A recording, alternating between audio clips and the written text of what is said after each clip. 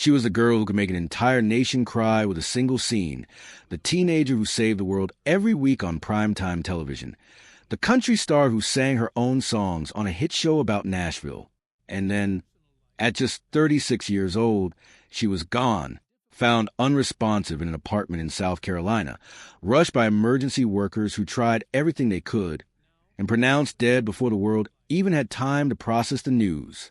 Hayden Panettiere's story was never simple.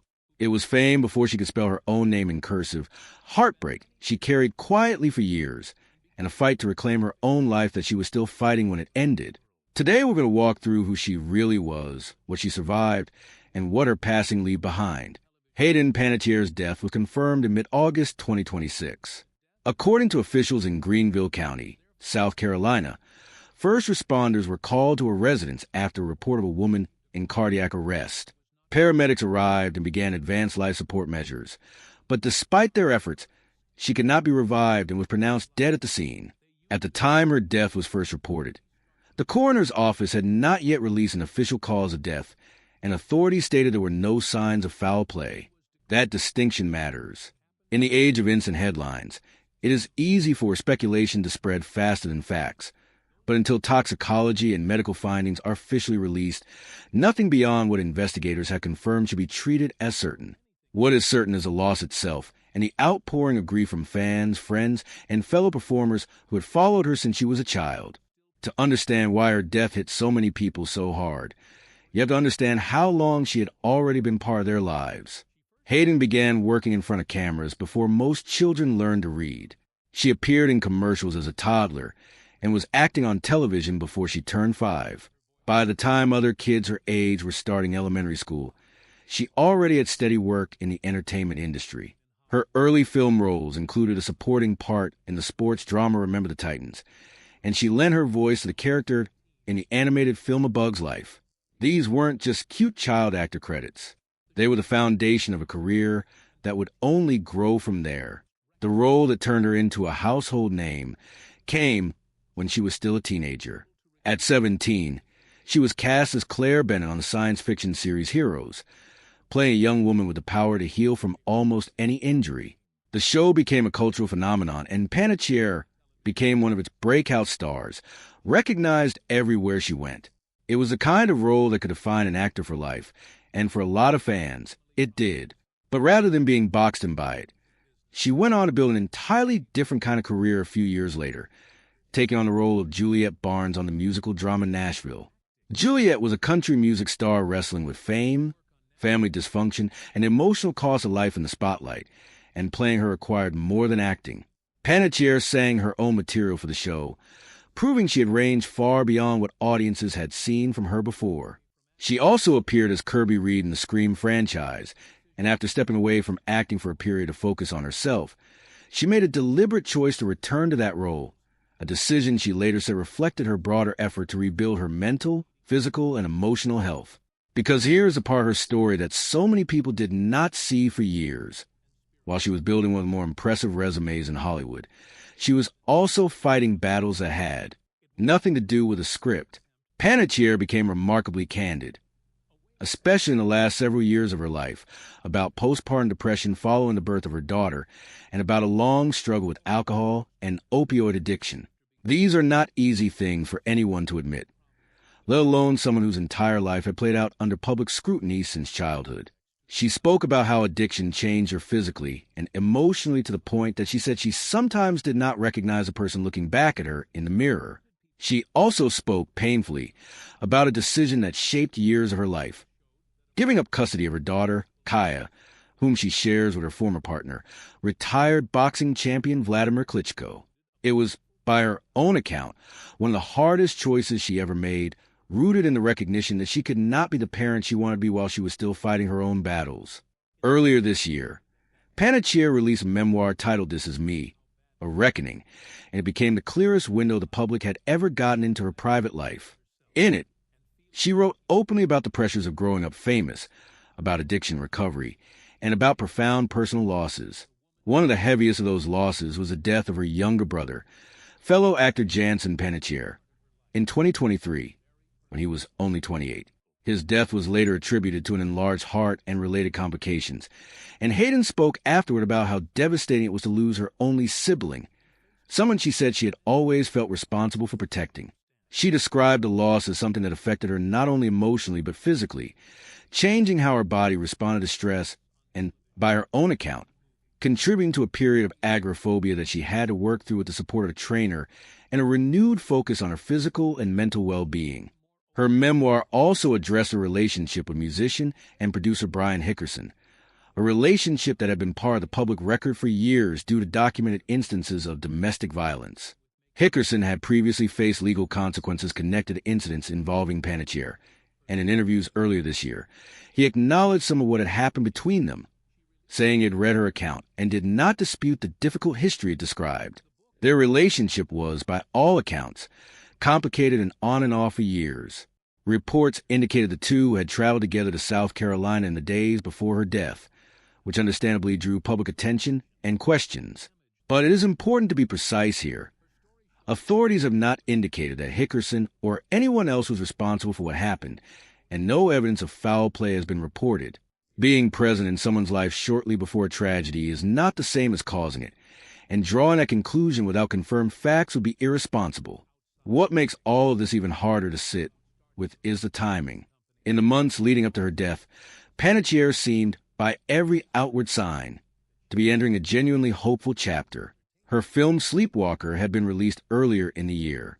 Her memoir had just come out, giving her the chance to speak candidly, on her own terms, about everything she had lived through. She had talked publicly about wanting to build something new for herself outside of acting, including interest in launching a production company and a skincare line.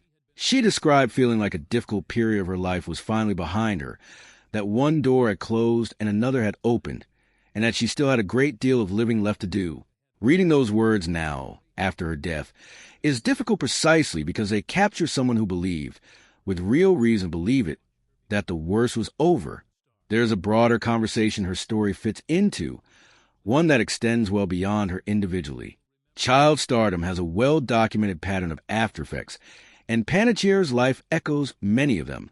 Reaching enormous fame and success at a young age can create a strange, disorienting trajectory, where a person's most celebrated moment happens before they've had the chance to fully develop as an adult. Other former child performers have described similar struggles in their own ways, from actors who battled substance abuse to others who simply found it hard to sustain the same level of success once they aged out of roles that made them famous. That doesn't mean every child star follows a difficult path. Many go on to build stable, successful adult careers.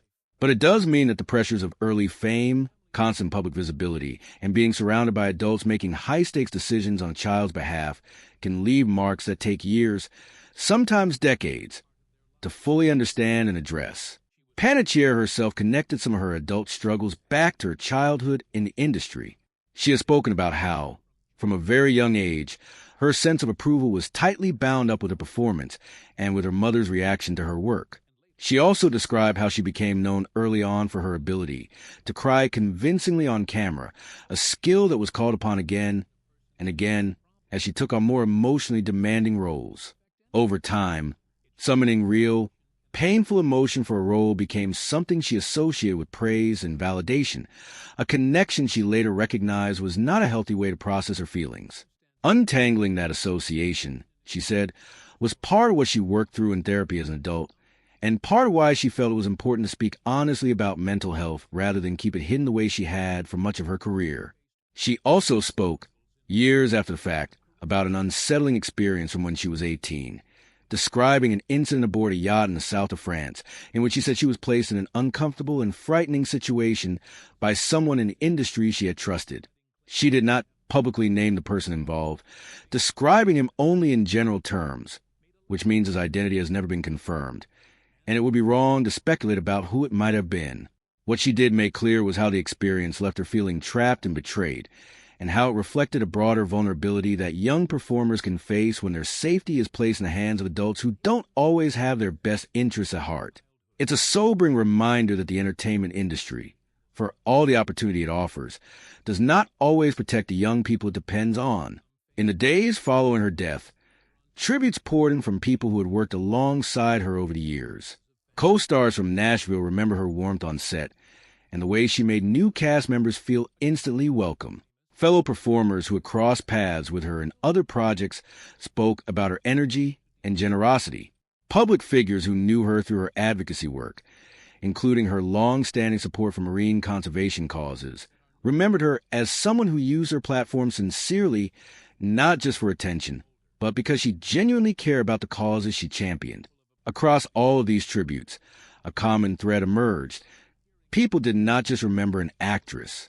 They remembered someone who had grown up in front of them, who let them watch her struggle and grow and try again, and who never pretended to have it all figured out. That, in the end, may be the most honest way to understand Hayden Panettiere's legacy. She was not a cautionary tale, and she was not simply a tragedy. She was a performer who gave real, memorable work across 3 decades, from an animated Disney classic to a genre-defining superhero drama to a country music series that let her show off a talent most fans didn't even know she had. She was also a woman who lived through genuine pain, addiction, grief, a difficult relationship, the loss of her brother, and the hardest decision a parent can face. And crucially, she chose again and again to talk about it. At a time when public figures often carefully manage their image to hide anything that looks like weakness, she did the opposite. She wrote a memoir instead of a highlight reel. She used her platform to say, in effect, that struggling does not disqualify you from being loved, from being talented, or from being worthy of another chance. As of now, the official cause of death has not been finalized, and it's worth repeating that anything beyond what investigators have confirmed remains speculation, not fact. What we do know is that a woman who spent her whole life being watched by the public chose, near the very end of it, to let that same public see her honestly, flaws and all.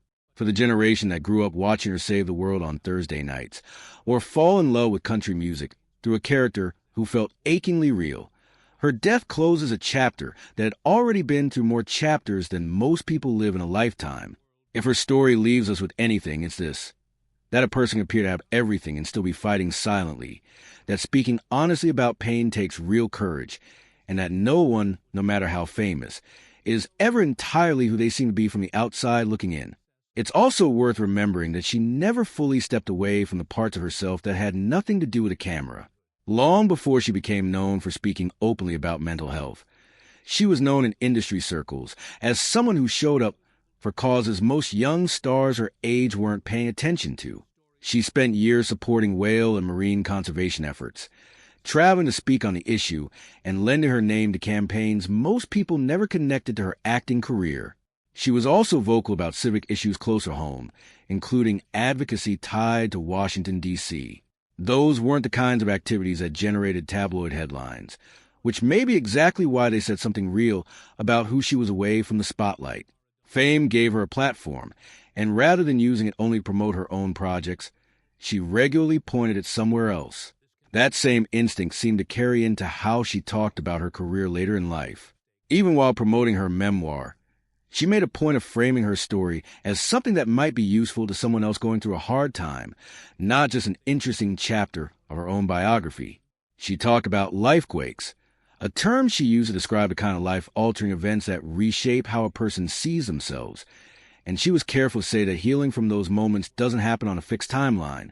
It takes real work, she said, and having the right support, including a therapist she trusted, made an enormous difference.